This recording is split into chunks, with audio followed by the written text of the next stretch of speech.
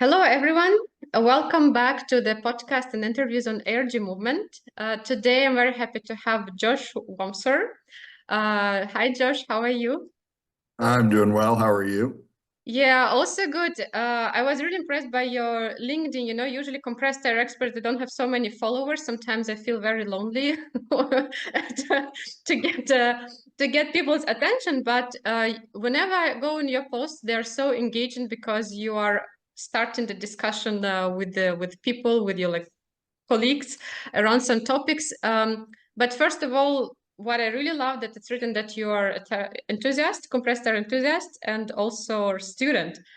But I know that you have many years of experience. Can you tell us about your experience with compressed air? And my favorite question, how you ended up in this industry? Um, I ended up in the industry on accident. I had worked around compressed air a little bit in the Navy on submarines. Um, and then I met a girl and I wanted to get a real job and looking through the newspaper and somebody was hiring a service technician for a Leroy air compressor distributor years ago. So I started with Leroy and went through to Comp Air and Hydrovane and Kaiser and Quincy but started getting into different things like the mechanical installations, did a lot project management, sales management, and then I started my own company Okay, that's 13 years amazing. ago. So technology and love. This is how it, this is how we all end up in compressed air. So tell me a little bit more about what you're doing now. So what is your main focus and the service and products that you provide? So my primary focus is auditing and training. So I'm working on the demand side of the systems and plants, as trying to get people in our industry to see that there is a step before optimization of the compressor room, and that is to take control of the demand side of the system, um, not only on the equipment and process level, like you have spent a lot of time in, but also in that distribution all the way throughout the facility. So I'm trying to get people to set benchmarks, understand benchmarks, evaluate why they have them and where they have them, and then set thresholds to those benchmarks, and then design the go back to the compressor room after that.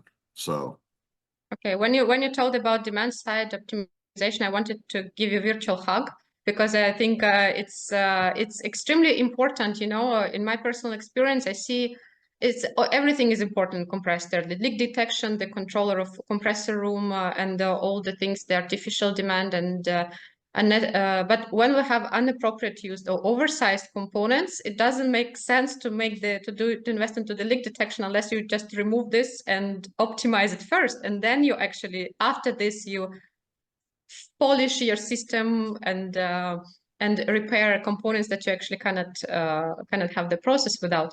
So talking about the demand side, in your experience, so first of all, like what type of industry you usually work with, and what type of the demand components you encounter? What is the biggest waste of energy? So what is in your experience, how you can in my opinion, it's overpressurization. mm, Under the flag of reliability.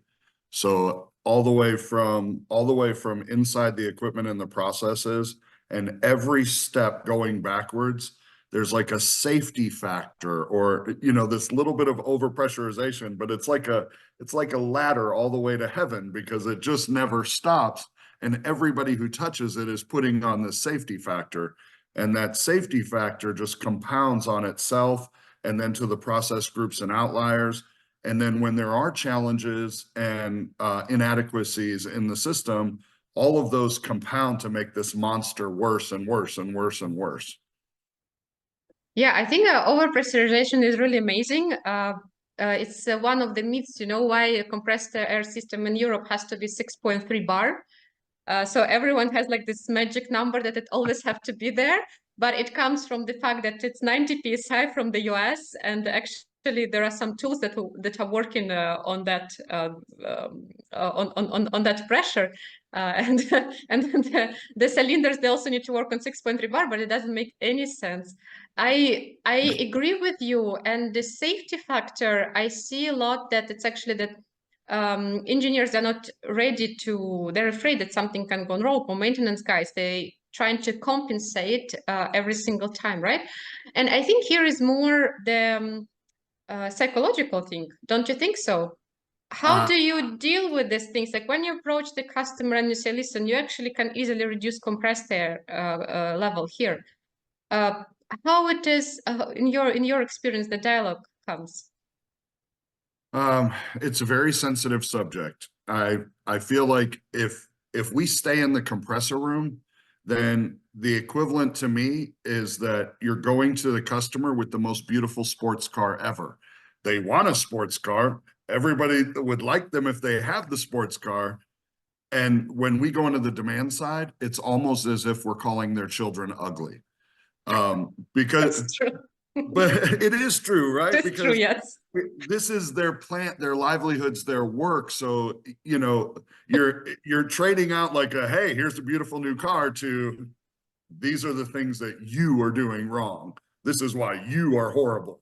You and your people have, you know, so like there's this very much like I've tried to be very sensitive, and my friend Paul Edwards says amnesty is the word, right? But Hmm. we want to make sure that we try to develop a team concept. So if I can't get like a basic evaluation of what's going on, Hmm. try to isolate a band of potential, and then circle back to the customer and say, okay, what do you want to do? What is your comfort level? How could we move forward in your best interest? And that might be any direction, you know?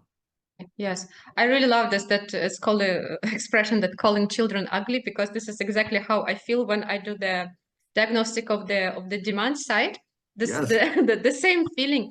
But you know, at the same time, it's weirdly enough, it's very hard to study compressed air, because whenever I ask people when they come to my like podcast how you ended up in compressed air, there is always like the story around this, you know. And I actually studied compressed air. So I ended up at the university, and then I went to the doctoral degree in compressed air. But there are, it's so, you cannot go in academia and study compressed air the way it is used in the industry, although it's about 10-20% of the total energy consumption. So the education is not built around. When for hydraulics, it is built around. For compressed air, it's not.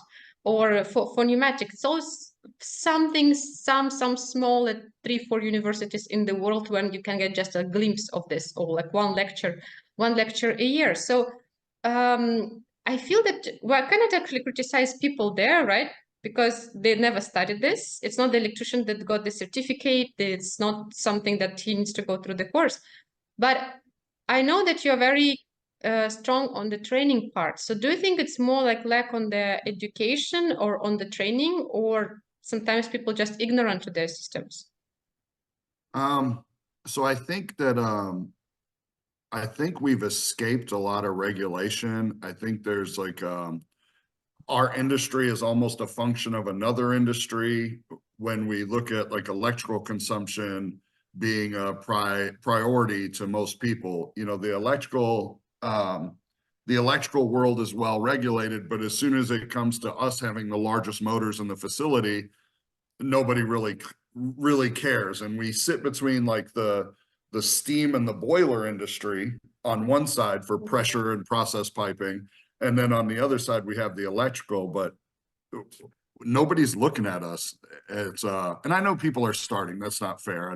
God forbid KJ and the Department of Energy and everybody else sees this and says, hey, but you know, I know But there are a lot of people that are committed to trying. There's a lot of people that are looking at overall pressure reduction, but it's a hard thing to nail. I think that one of the challenges that I see, it's basically to make talk different systems. So because we have the demand side, it's not just like the production of steam, you know, or something. It's, we have a demand side. We actually have the consumers there, and then we have the generation that has to meet the demand. And there it's pneumatic suppliers, it's completely another field, another people, another machines. Then you have a distribution that usually the factory creates themselves. So, and then we have a compressor suppliers. And then after the system works for, with the safety factor 10, after the system works for 10 years, there are of course problems. And then the auditors come and start like helping problems. What about trainings? So do you do educational trainings in this field? Yes, so my favorite trainings are actually the ones I do in plant. So we developed in 2018 a training that is customized to the individual facilities. We utilize their air compressors, their electrical schematics, their P&IDs, and we start with basic compressed air. And over a length of 4 days, we look at component, equipment, and system level, preventative maintenance, operation, troubleshooting. And then we end up by that 4th day and we're doing a soft audit or plant evaluation with their people and walking through pipe and process and, analyzing potential for change. So it's really, that's a lot of fun. And then I also do a lot of trainings in industry, where I'm consistently trying to get people to look at the demand side first. So, maybe just trying to get people to think. No, that's great. That's great. Another Yeah, way. I think it's a good it's a good start. It's not gonna, because there are so many stakeholders there, and sometimes you kind of change things inside the machine, but there are still like a lot of build-ups on the machine, around the machine. There's so much inappropriate use, oversized components that you actually easily can change, and the operators also can change. Sometimes they put their, the open pipes to clean something like during like the process. So it's a lot of like the um, hobby things around compressed air. One of the factories that I visited recently, they were removing fog with the compressed air. So it's like people have a fantasy for this medium, and I think it's nice to encourage them to use their fantasy actually to reduce the consumption. Yeah. And use it in an efficient way. I really like your 4 days approach. In general, you usually work and approach maintenance managers or it's energy managers of the facility. What like type of the title in industry is your target? So that's actually a really funny conversation because that question comes up every single time I go to a new facility.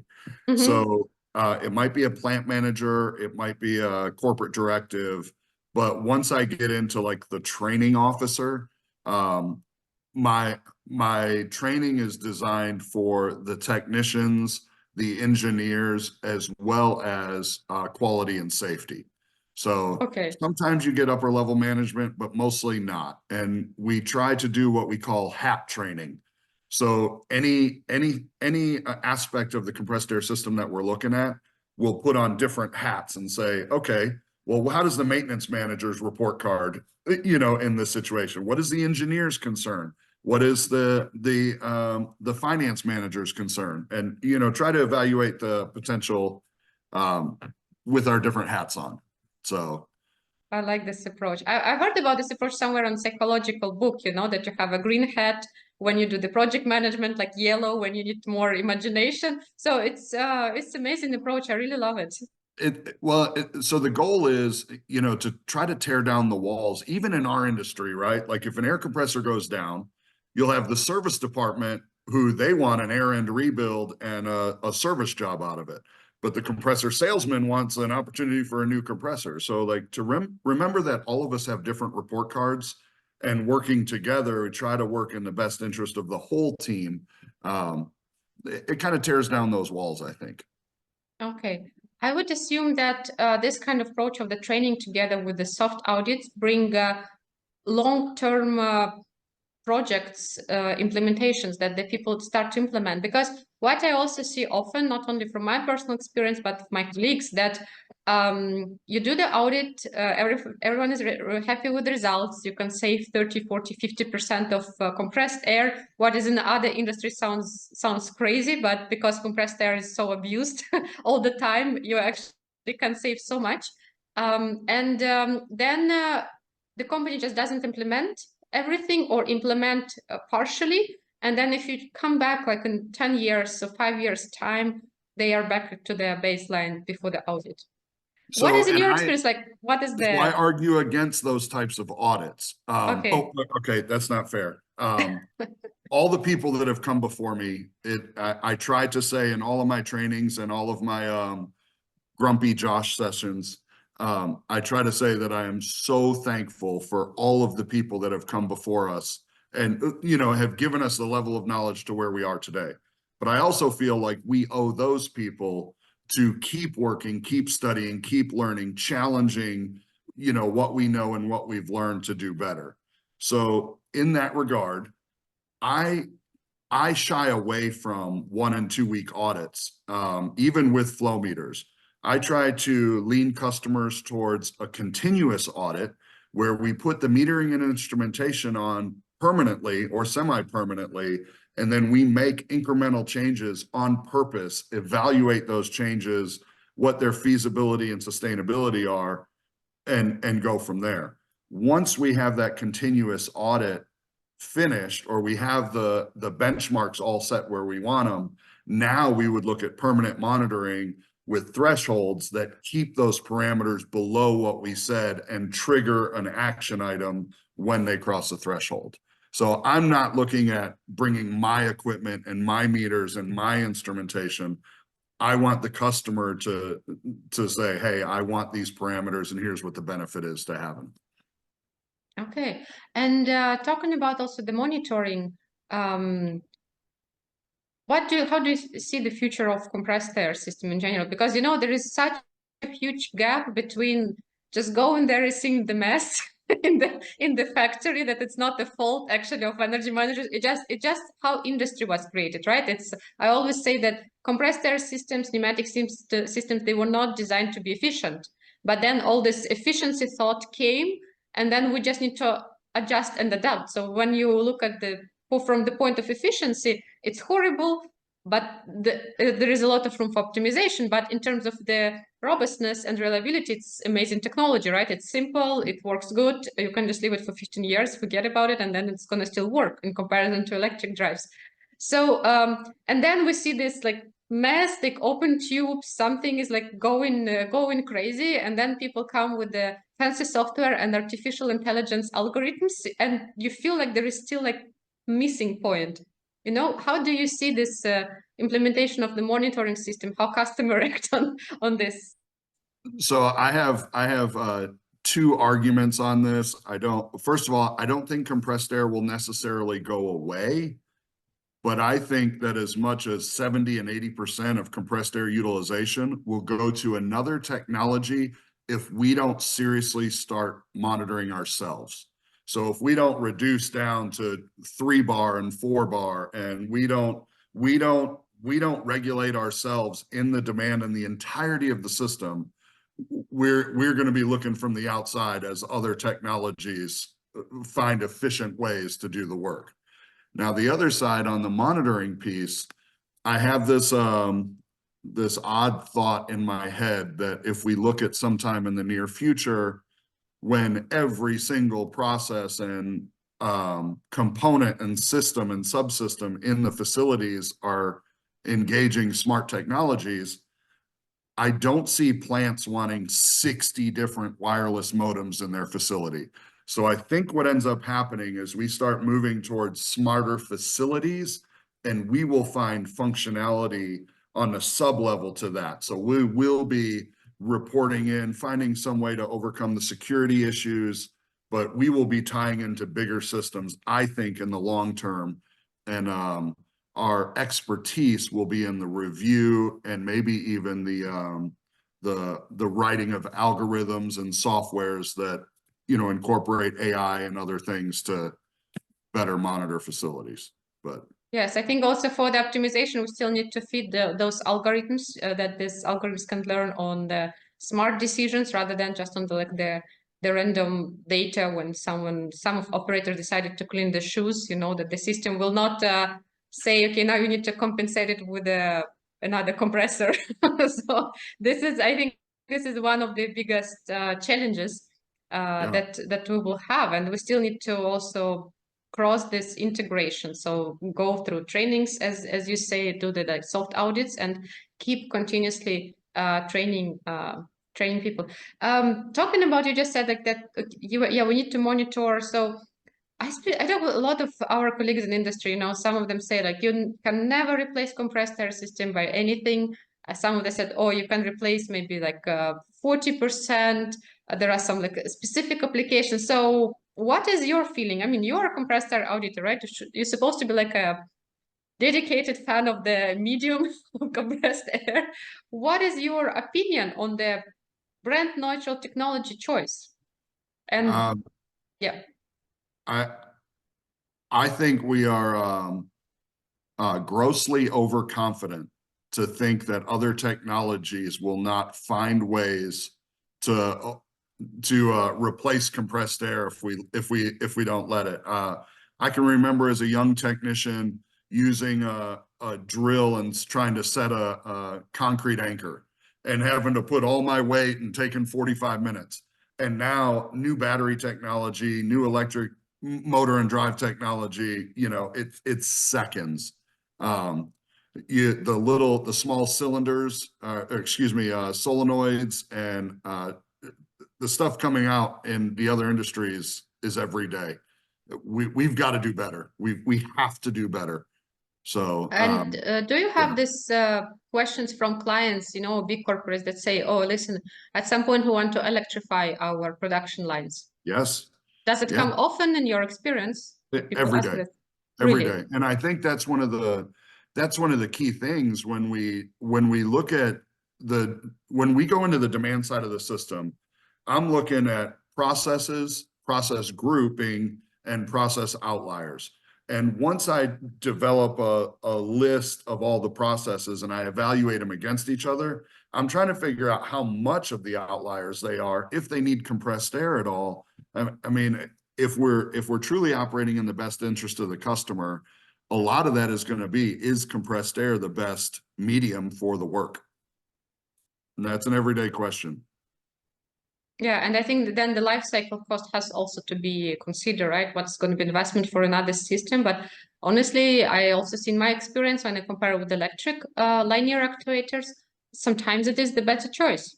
So, and I say this here has to be an electric actuator on that side rather than to bring 2 kilometers just to operate a small poor cylinder at the end of the factory on the packaging line. So this is it has to be brand neutral.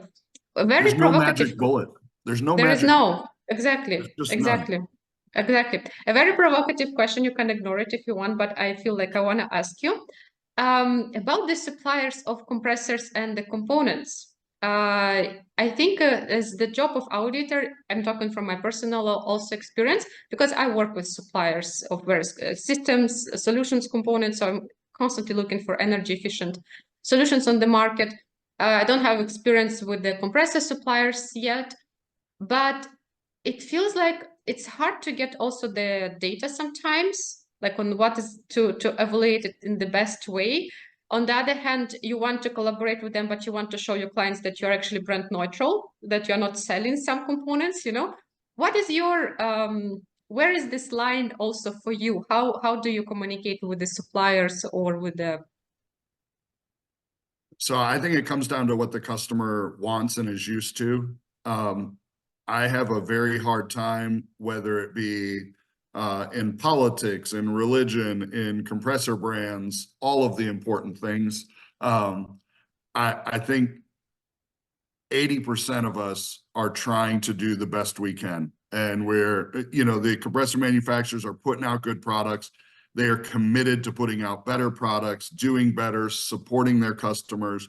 Not to say we don't all fall short sometimes, but I think we've got a great group of suppliers and an incredible industry of professionals. But I don't lead the customer to one brand or technology. I want to see what the system needs, and I want to know what they're comfortable with, and that's where I'm going to try to. Okay, and what do you think? Who needs? Is my last question. To change somehow this paradigm shift that the compressed air can be efficient if you size it correctly, if you design it correctly. What has to happen? I mean, like an ideal world, does it have to come some solution from software suppliers? Does it have to come some monitoring system, super efficient compressor, electrification, or auditors have to be smart and well-trained enough to design the systems? I think that's a big question. If you just look at the amount of power required to compress gas, it's not a lot. If we don't find something to do with the heat, there is no efficient. I have a hard time even talking about efficiency in compressed air if we're not talking about the heat. If we're not talking about the heat of compression, I've got a hard time even having a conversation about efficiency at any pressure, so Of course. it's tough, so I think we have to be on purpose. We have to work with our customers to find out where compressed air truly is the best medium, and then, minimize our overages and our leaks. But I do think that we need to be cognizant of other methods, Yeah. Okay. Thank you so much, Josh. I had a lot of fun today. So I think now I have also some ideas. Maybe our listeners have some ideas how to approach compressed air systems. And I hope it can encourage also more end users and factory owners, energy managers to look at their system and just learn more about it. Thank you so much. Thank you. Have a great one. You too.